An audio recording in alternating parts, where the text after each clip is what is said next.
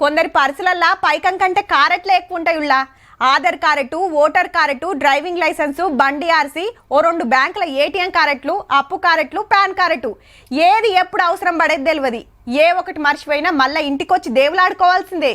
అబ్బా అన్ని కలిసి ఒకటే కార్డు ఇస్తే అయిపోతుంది కదా అనుకుంటారు చాలా మంది. కానీ అట్లా కుదురుతుందా? అయితే సర్కార్ ఇచ్చే గీ కార్డు మాత్రం ఒకటే ఎన్ని తీర్ల పనులు చేస్తుందో చూడుర్రిగా. ఒకటే రాష్ట్రం ఒకటే కారట్ అవు ఫ్యామిలీ డిజిటల్ కారట్లు రాబోతున్నాయి. ఇక సికింద్రాబాద్ కంటోన్మెంట్ లో పైలట్ ప్రాజెక్ట్ కింద డిజిటల్ కారట్ సర్వే చాలు చేసిండు CM Revanth Reddy sir. First survey cantonment MLA Ganesh అన్న ఇంటి ఆమె తోటి సురువయ్యింది.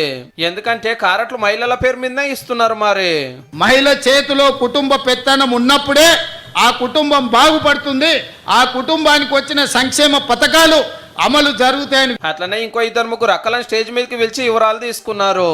ఇంటి వాళ్ళ పేర్లేంది, ఎందరు ఉంటారు, చదువుకున్నారా, జాబులు చేస్తున్నారా, మున్పు ఏమన్నా బీమాలు ఉన్నాయా, మందులు వాడుతున్నారా, ఇట్లా అన్ని వివరాలు తీసుకున్నారు.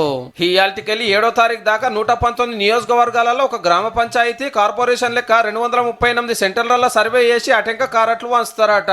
ఫ్యామిలీ డిజిటల్ కార్డు, ఇదే రేషన్ కార్డు, ఇదే మీ ఆరోగ్యశ్రీ కార్డు, ఇదే మీ రైతు బీమా కార్డు, ఇదే మీ ఫీజు రియంబర్స్మెంట్ కార్డు, ఇదే మీ ఇందిరమ్మ ఇల్లుకు అర్హత, ఇదే మీకు కళ్యాణ లక్ష్మిని పొందడానికి అర్హత వస్తుంది. కోపిన్ కారట్, ఆరోగ్యశ్రీ కారట్ అని సపరేట్ ఉండయిగా. ఆధార్ కారట్ లెక్క ఇదొక్కటి ఉంటే సర్కార్ పథకాలు అన్ని వస్తాయి అన్నట్టు. ఇప్పుడు కోపిన్ కారట్ తోటి ఏమేమి తక్లీఫ్లు ఉన్నాయో అవన్నీ తస్ఫై చేస్తారట. ఒక ఇంటి కోడలైనప్పుడు ఇంకొక ఇంటి అమ్మాయి మీ ఇంటి కోడలైనప్పుడు ఈ వివరాలన్నిటిని కూడా కంప్యూటరైజ్ చేస్తే మీరు సింపుల్గా ఆఫీస్కి వెళ్తే ఆ వివరాలు పొందుపరిస్తే ఆటోమేటిక్గా మీకు రేషన్ కార్డులో వాళ్ళ వివరాలు అన్ని కూడా పొందుపరచడం జరుగుతుంది. ఇక డిజిటల్ కారట్లతోటి కిరాయిన్లలో ఉండేటోళ్ళకి ఈ తిప్పలు తప్పినట్టే. మీరు మారినప్పుడు ప్రభుత్వ కార్యాలయానికి వెళ్ళి మా అడ్రస్ మారిందంటే డిజిటల్ కార్డులో అడ్రస్ మారుస్తే ఆటోమేటిక్గా మీరు చేరిన దగ్గర మీకు కావాల్సిన రేషన్ కానీ లేకపోతే 200 యూనిట్ల ఉచిత కరెంటు లాంటివి మీరు వీటి అన్నిటిని కూడా వినియోగించుకోవచ్చు. ఇందిరమ్మ ఇండ్ల కోసం ఎదురు చూస్తున్నలకు ఈ ముచ్చట చెప్పిండు ఇండ్ల మంత్రి పొంగులేటి సారు.